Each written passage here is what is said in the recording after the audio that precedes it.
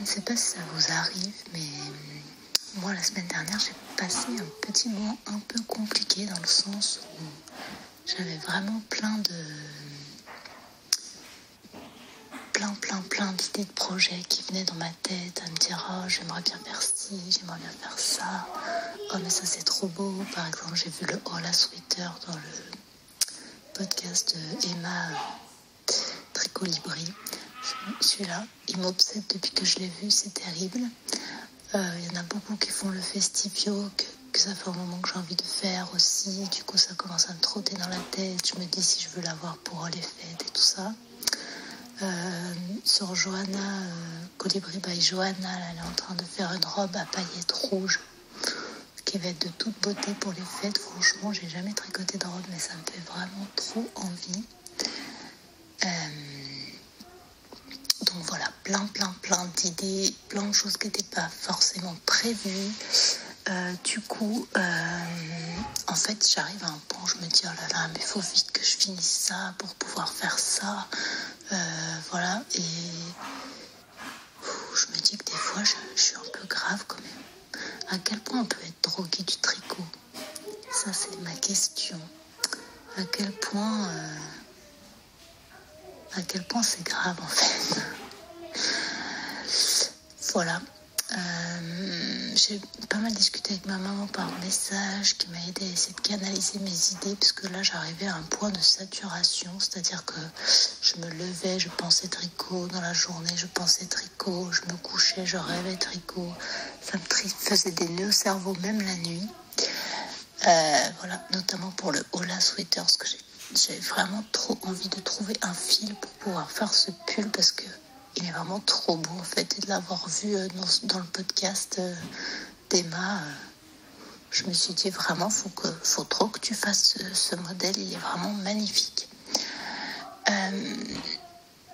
Donc voilà, c'est un peu le tsunami du tricot, je sais pas si on peut appeler ça comme ça. Mais bon, ça arrive à un point où vraiment je ne sais vraiment plus par quelle bouille attraper, ça fuse dans tous les sens de ma tête, c'est terrible.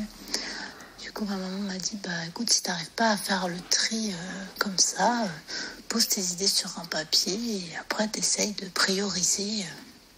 Et si t'y arrives pas, tu fais des petits papiers par exemple et puis tu tires au sort. Donc, me voilà partie pour faire la liste papier de projets que j'aimerais vraiment faire sur cet automne, début d'hiver, on va dire. Il y en a beaucoup. Il y en a quand même beaucoup, sachant que j'ai quand même limité. C'est-à-dire qu'il y a d'autres trucs que j'ai trop envie de faire, mais que j'ai pas mis. Et après, je suis arrivée à une certaine liste de choses que j'aimerais faire avant Noël. Je ne sais pas si c'est réalisable parce qu'il y en a quand même pas mal et j'ai encore quand même 3 gros en cours sur mes aiguilles qu'il faut que je finisse avant d'attaquer autre chose. Mais bon. Après, on a les projets vraiment coup de cœur. On a des projets que j'ai envie de faire depuis longtemps. Et il y a les projets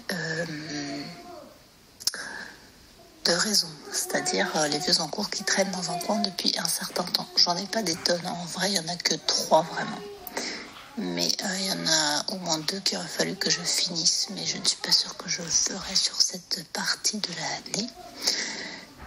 Donc voilà, et en fait j'ai listé les modèles et pour chacun d'eux j'ai mis si j'avais déjà le patron et si j'avais déjà la laine. Donc il y a un certain nombre où j'avais tout, il y a un certain nombre où j'avais rien, et il y a des fois où j'ai la laine et pas le patron. Est-ce qu'il y en a où j'avais le patron mais pas la laine? Je ne suis pas sûre. Peut-être le Hola, justement.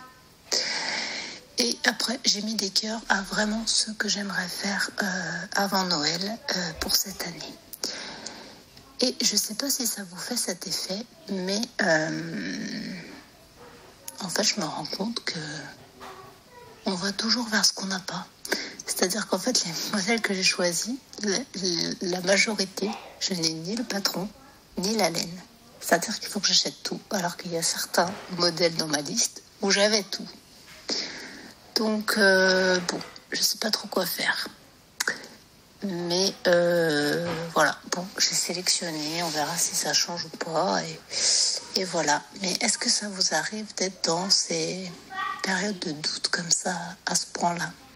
C'est la question que je me pose. Genre, est-ce que je suis la seule ravagée du cerveau qui pense comme ça? Ou est-ce qu'il y a d'autres gens qui partagent cette folie? Voilà.